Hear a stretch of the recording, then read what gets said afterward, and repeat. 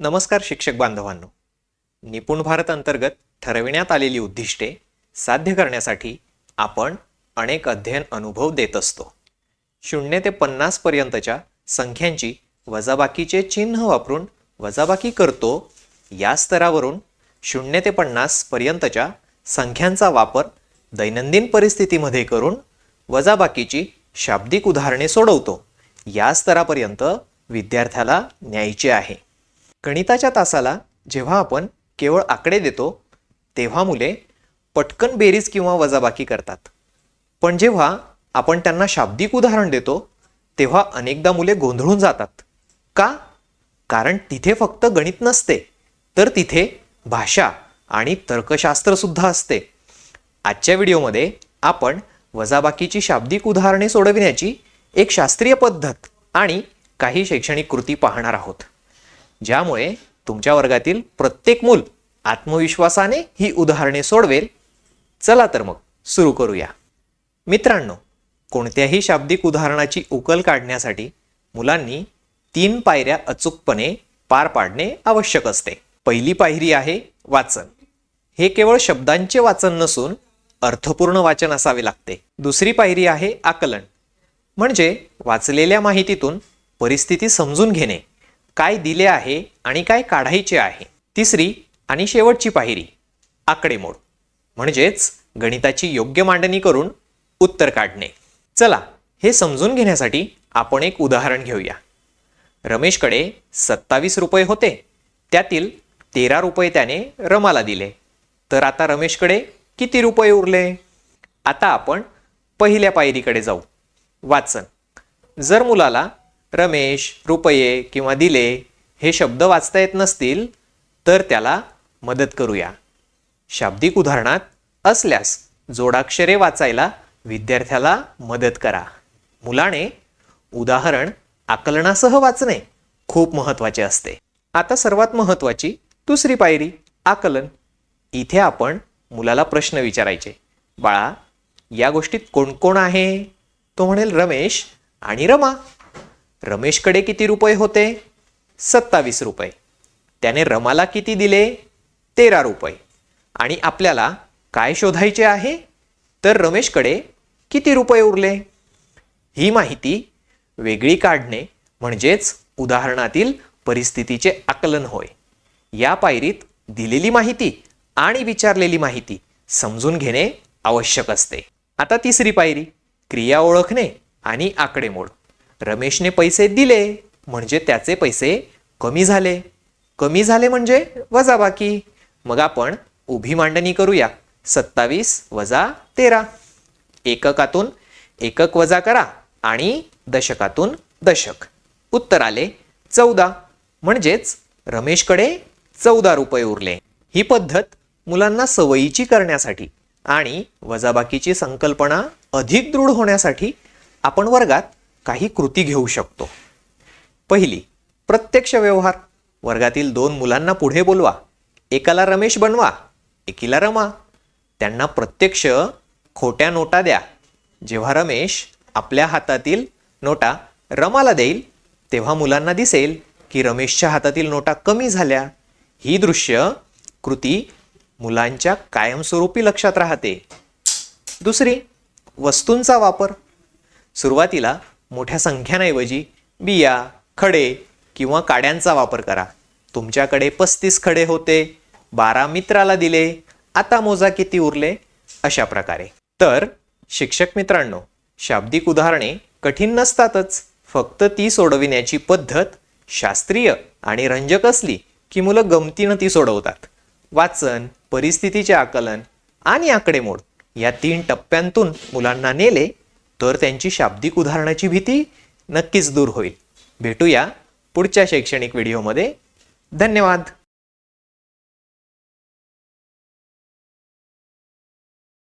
नमस्कार शिक्षक बांधवांनो.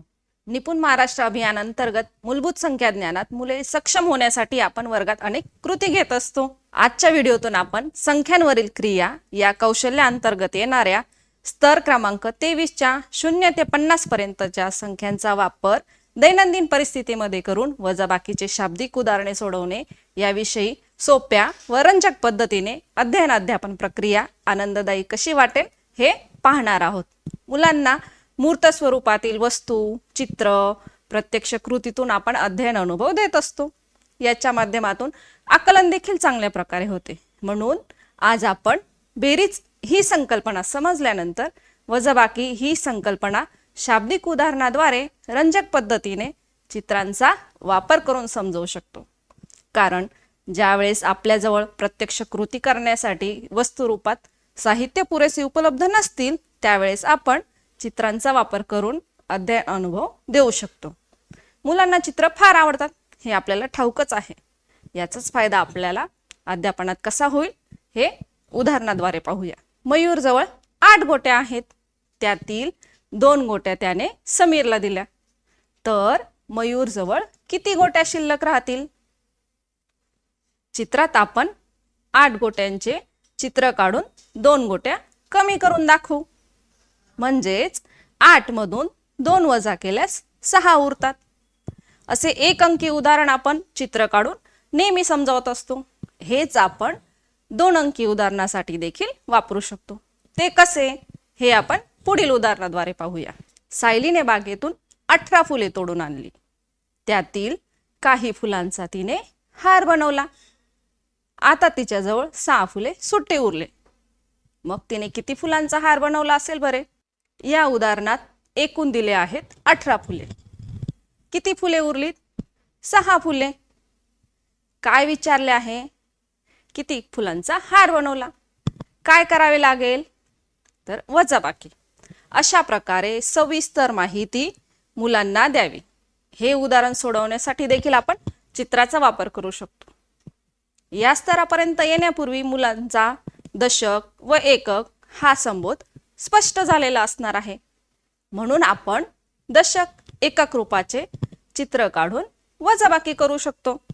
वजाबाकी करताना नेहमी मोठ्या संख्येतून लहान संख्या वजा करतो.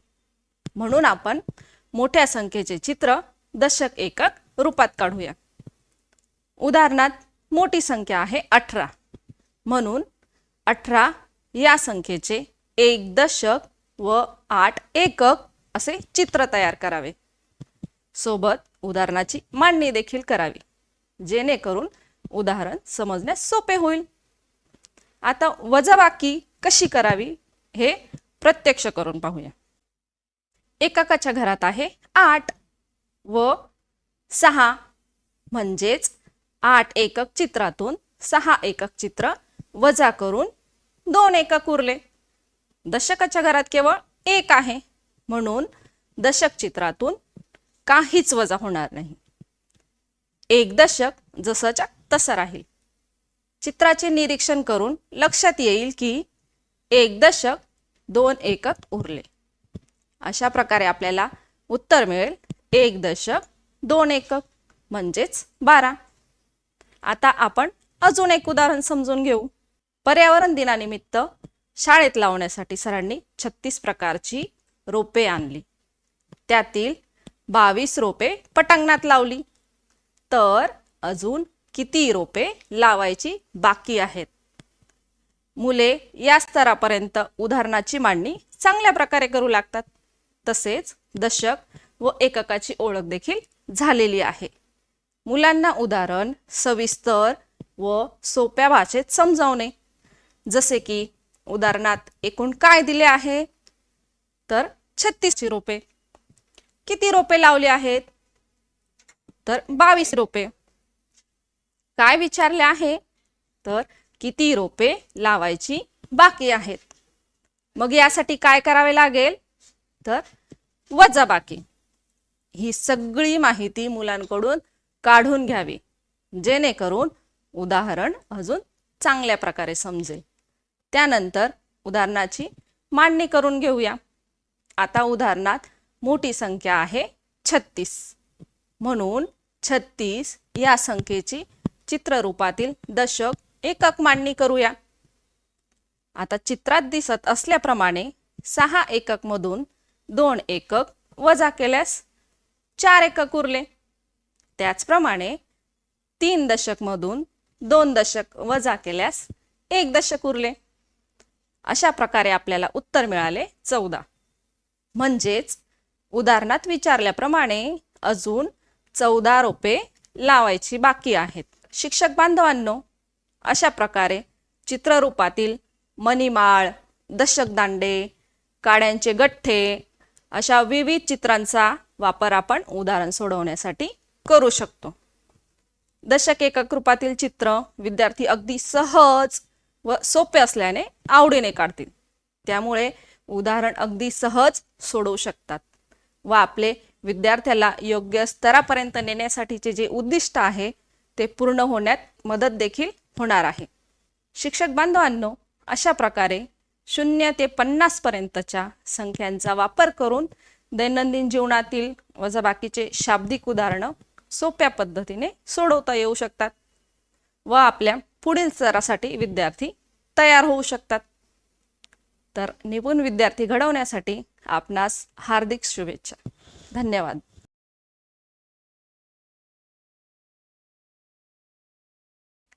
नमस्कार शिक्षक बांधवांनो. निपुण भारत अंतर्गत ठरविण्यात आलेली उद्दिष्टे साध्य करण्यासाठी आपण अनेक अध्ययन अनुभव देत असतो. 0 ते 50 पर्यंतच्या संख्यांचा वापर दैनंदिन परिस्थितीमध्ये करून वजाबाकीची शाब्दिक उदाहरणे सोडवतो. या स्तरापर्यंत विद्यार्थ्याला नेण्यासाठी आणि वजाबाकीची संकल्पना स्पष्ट होण्यासाठी आपण काही रंजक कृतींबाबत आज बोलणार आहोत. वर्गात शाब्दिक उदाहरणे शिकवताना अनेकदा असं होतं की मुले केवळ आकडे बघतात आणि यांत्रिकपणे वजाबाकी करतात. पण हे का करायचं हे त्यांना उमजत नाही. आजच्या व्हिडिओमध्ये आपण वजाबाकीचा सराव घेण्यासाठी काही अशा रंजक शैक्षणिक कृती पाहणार आहोत, ज्यामुळे मुलांचा वजाबाकीचा संबोध पक्का होईल आणि मुले आनंदाने गणिताशी मैत्री करतील. चला तर मग सुरू करूया. आपली पहिली कृती आहे बॉटल नॉकआउट गेम.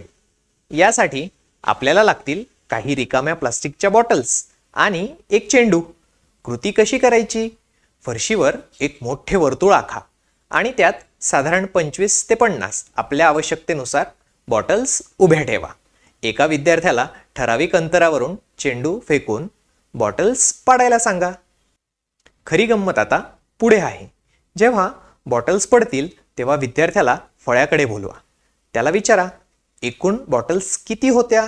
समजा 30. तू किती पाडल्या? समजा 12. मग आता वर्तुळात किती बॉटल्स शिल्लक आहेत? इथे मुलाला मोजून उत्तर पडताळता येईल आणि फळ्यावर 30 वजा 12 बरोबर 18 अशी मांडणीही करता येईल. एकूण वस्तूतून काही वस्तू कमी झाल्या की वजाबाकी होते. हा नियम मुले खेळता खेळता शिकतील. मित्रांनो, गणिताचा खरा उपयोग व्यवहारातच असतो. आपली दुसरी कृती आहे भूमिका अभिनय. आपण 2 प्रसंग यात घेऊ शकतो.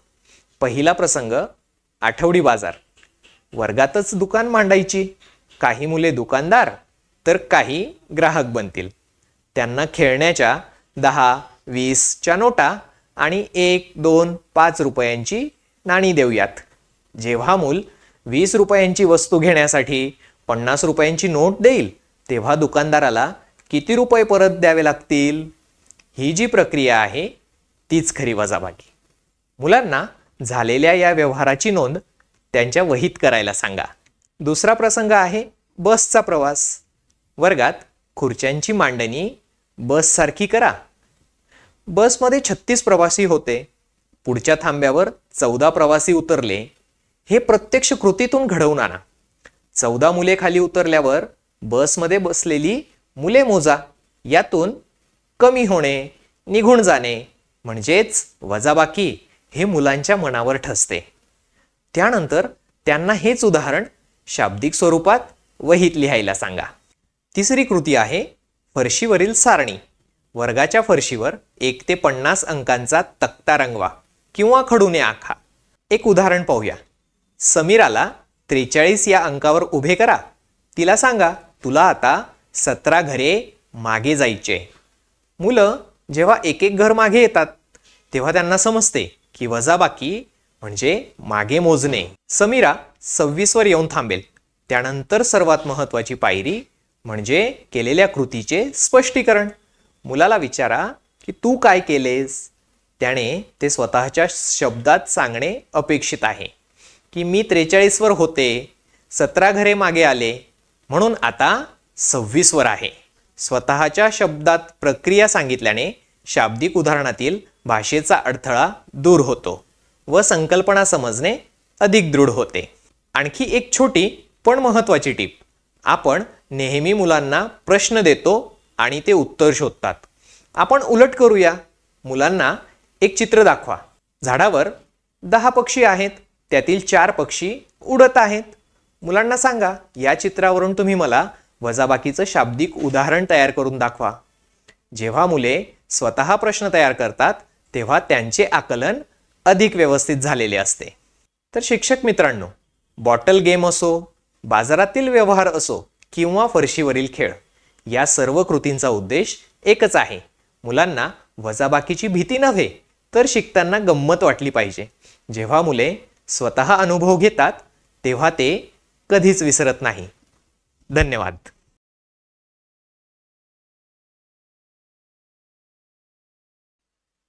नमस्कार शिक्षक बांधवांनो. निपुण भारत अंतर्गत ठरविण्यात आलेली उद्दिष्टे साध्य करण्यासाठी आपणास मदत होईल यासाठी व्हिडिओजची मालिका सादर करीत आहोत. 0 ते 50 पर्यंतच्या संख्यांचा वापर दैनंदिन परिस्थितीमध्ये करून वजाबाकीची शाब्दिक उदाहरणे सोडवतो. हा स्तर गाठण्यासाठी आपण अनेक प्रयत्न करत असतो. तरी शाब्दिक उदाहरणे सोडविताना मुलांना अडचणी येतात. अशा कोणत्या अडचणी येतात आणि त्यावर उपाययोजना कोणत्या, यावर आपण आता बोलणार आहोत. वजाबाकीची शाब्दिक उदाहरणे सोडविताना मुलांना अनेक अडचणी येतात. त्यातली पहिली अडचण म्हणजे उदाहरणाचे आकलन न होणे. ही अडचण येते 2 पातळीवर. एकतर वाचनातील त्रुटींमुळे किंवा परिस्थितीच्या आकलनातील दोषामुळे. वाचनातील त्रुटी असल्यास मुलाला वाचनाचा पुरेसा सराव करून घेणे मदतीचे ठरते. विविध प्रकारची उदाहरणे वाचून घेतल्यास ही अडचण दूर होते. उदाहरणातील परिस्थितीचे आकलन होत नसल्यास उदाहरणांना प्रत्यक्ष प्रसंगांचे स्वरूप देऊन कृती करून घेणे फायदेशीर ठरते. या दोन्ही उपाययोजनातून सरावाअंती ही अडचण दूर होते. सुरुवातीचे पद व मध्यपद अज्ञात असल्यास उदाहरणे सोडविताना मुले गोंधळतात. माझ्याकडे 27 चॉकलेट्स होत्या. त्यातील काही चॉकलेट्स मी माधवला दिल्यात. आता माझ्याकडे 14 चॉकलेट्स उरल्या. तर मी माधवला किती चॉकलेट्स दिल्या? या उदाहरणात समीकरणातील मध्यपद अज्ञात आहे आणि ते शोधायचे आहे. अशा उदाहरणाची उकल काढताना मुलं अडखळतात. खरं तर अशा उदाहरणांचा पुरेसा सराव नसल्यामुळे मुलांना अडचणी येतात. यासाठी आपणास स्क्रीनवर एक उदाहरण बार मॉडेलवर सोडवलेले दिसत आहे.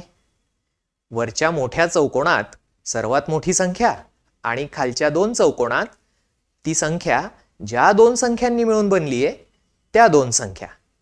वरील चौकोनातील संख्या शोधायची असल्यास खालच्या दोन्ही संख्यांची बेरीज होईल, तर खालील चौकोनातील एक संख्या शोधायची असल्यास वजाबाकी. हे मुलांना या बार मॉडेलद्वारे पक्के समजते. अशा प्रकारे सोडविण्याची सवय झाली ही अडचण देखील दूर होते. बऱ्याचदा उदाहरणातील महत्त्वाचे शब्द शोधून क्रियेची निवड मुलं करतात. उदाहरणार्थ, शिल्लक शब्द आला की वजाबाकी करायची आणि अधिक शब्द आला की बेरीज करायची. पण हेच महत्त्वाचे शब्द काही वेळा फसवे असतात. दामिनीने खाऊसाठी 18 रुपये शिल्लक ठेवले आणि प्रियाने 22 रुपये शिल्लक ठेवले. तर दोघांनी किती रुपये शिल्लक ठेवले?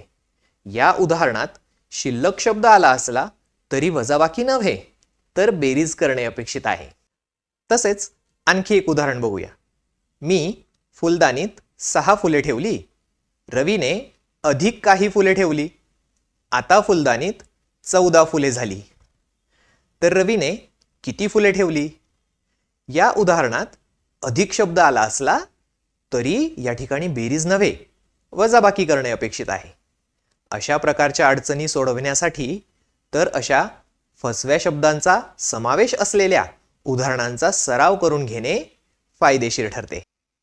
अशा प्रकारे चाकोरी बाहेरील प्रश्नांचा सराव झाला तरच मुलं शाब्दिक उदाहरणाकडे केवळ आकडेमोड म्हणून नव्हे तर एक प्रसंग म्हणून बघू शकेल.